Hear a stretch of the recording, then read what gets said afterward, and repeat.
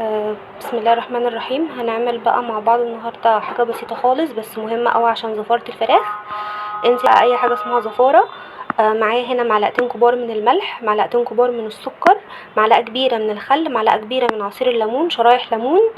المطيبات بقى اللي بنحبها: فلفل اسود حصى، معايا فصين حبهان، معايا قرفه. حطوا المنكهات اللي بتحبوها، بس اللي حطوا رشه فلفل اسود طبعا، والملح والسكر والليمون ومعلقه الخل.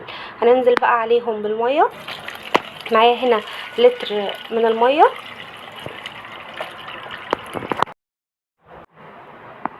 هدوب بقى الكلام ده كويس جدا، وهنغسل الفراخ مع بعض غسله حلوه، ونحطها بقى في المحلول.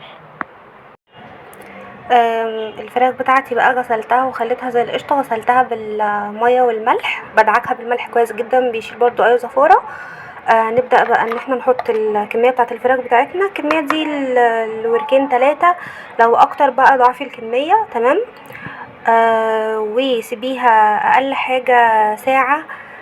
كل ما تسيبها يبقى افضل، هتلاقي الميه اتعقرت وخدت كل الزفاره تماما، وكمان بتطري الفراخ وتخليها جوسي، وكمان بتنكه اللحم بتاعها. آه نغطي بقى الفراخ بتاعتنا ببلاستيك راب وندخلها التلاجة، وزي ما اتفقنا بقى نسيبها لو ساعتين يبقى كويس قوي. ونشوف بقى هنقليها نشويها، نسلقها قصدي، ونحمرها او هنشويها او هنعمل فيها